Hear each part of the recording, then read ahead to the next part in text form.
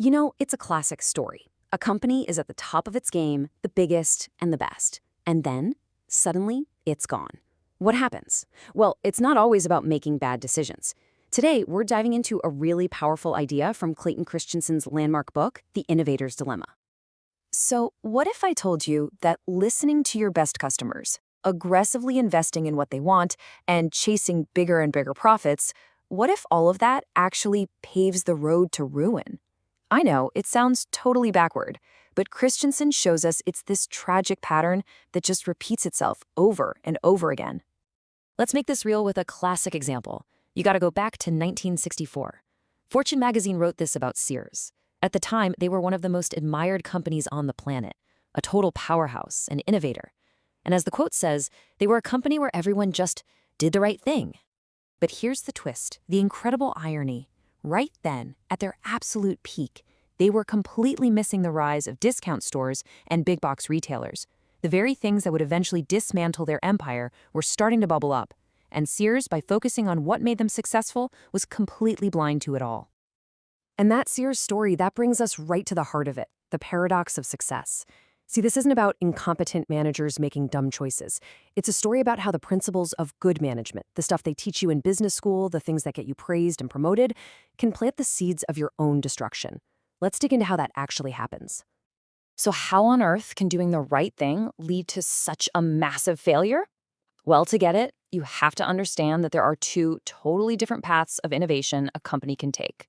And getting this distinction, that's the key to the whole puzzle. So on one side, you have what's called sustaining innovation. This is the comfort zone. This is where great companies live. It's all about making your best products even better for your best customers. Think of a slightly faster computer chip, a TV with a sharper screen. The path is clear and the profits are great. But then there's the troublemaker, disruptive innovation. This stuff, honestly, it looks like a joke when it first appears. It's usually worse than what's already out there, at least on the metrics that everyone cares about. But it's simpler or cheaper or way more convenient. And here's the crucial part. Mainstream customers, they want nothing to do with it at first. And you've seen this play out a million times. Remember when digital cameras were awful compared to film? Grainy, low res, but boy were they convenient. Mobile phones couldn't hold a candle to landline quality, but you could take them anywhere. In every single case, a new technology that was not good enough for the big-time market eventually got good enough, and then completely took over. So here's the billion-dollar question. Why do the market leaders, the companies with all the money, all the talent, all the resources, why do they consistently lose to these disruptive little upstarts? It's not because they're lazy or asleep at the wheel. It's because they follow a perfectly rational, perfectly logical path that leads them right off a cliff. Let's walk through the steps. Christensen calls this the up-market march. And man, is it a trap. It starts with something that sounds like great advice. Listen to your best customers. But what do they always want? Better performance, more bells and whistles. And that naturally pulls you up toward more complex products where you can charge more and get juicier profit margins. And as you're climbing that ladder, the simple, low end of the market starts to look, well, pretty pathetic. The margins are awful, so you happily abandon it. And in doing so, you leave the front door wide open for a disruptor to walk right in. And the slide right here just makes that pull so incredibly clear. Look at the disk drive industry back in the day. Selling drives for mainframe computers, you could get a massive 60% gross margin. But selling to that new emerging desktop PC market, a measly 20%. Now, if you're a rational manager trying to hit your numbers, which market are you going to focus on? It's a no-brainer. And that's exactly why the big established firms just couldn't bring themselves to chase the low end.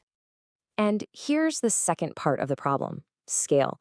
A huge company like Seagate needed to find hundreds of millions in new revenue just to keep Wall Street happy. So when they looked at this new disruptive 3.5-inch drive, the market forecasts were tiny.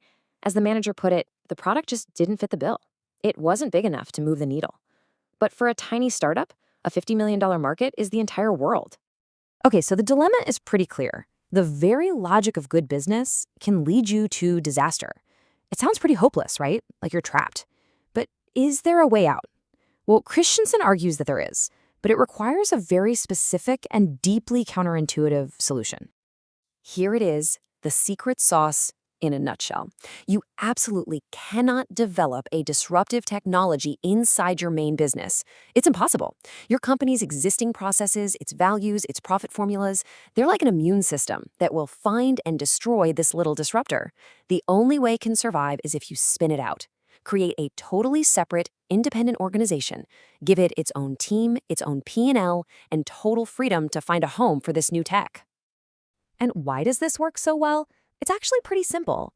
A small independent team can get genuinely excited about small markets and small profits. They can build a cost structure that's profitable even with those low margins we saw earlier. And most importantly, their survival depends entirely on making the new customers happy, not the old ones who just dismiss the product. They're forced to ride the disruptive wave instead of fighting it. Hewlett-Packard is the poster child for a company that got this right. Their LaserJet business was a cash cow. Big, beautiful, high-margin printers. Then along comes inkjet technology.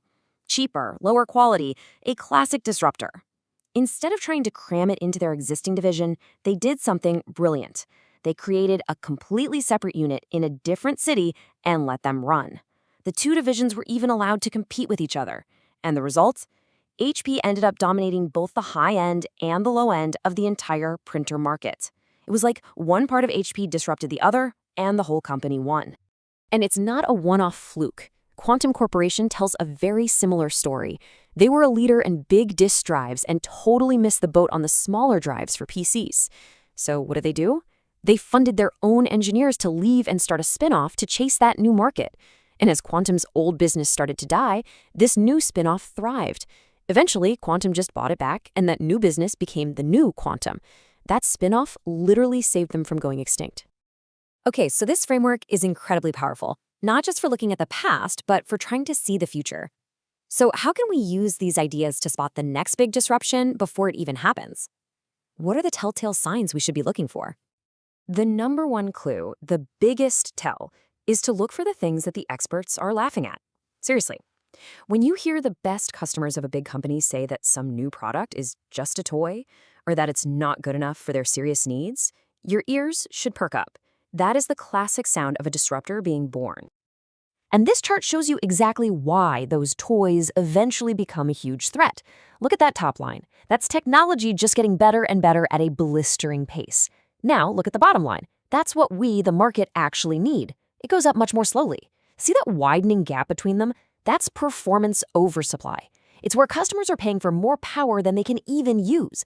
And that gap, that's the open door where a simpler, cheaper, good enough disruptor waltzes right in. And the last thing to remember is that a disruptor often finds its real market by total accident. Just think about Honda. They came to America in the 60s to sell these big, powerful motorcycles. And they failed miserably. But their own employees were zipping around on these little Super Cup delivery bikes for fun. People saw these little toys, thought they looked cool, and started asking where they could get one. And just like that, a massive new market for recreational off-road biking, a market Honda never even imagined, was born. So, this leaves all of us with a challenge. Look around right now at the technologies that the experts are dismissing, the things they call toys, or not powerful enough for real work. Which of them are quietly getting better month after month? Because somewhere in that pile of dismissed ideas is the not good enough technology of today that's going to become the undisputed giant of tomorrow. The only question is, will you spot it? Thanks for joining me.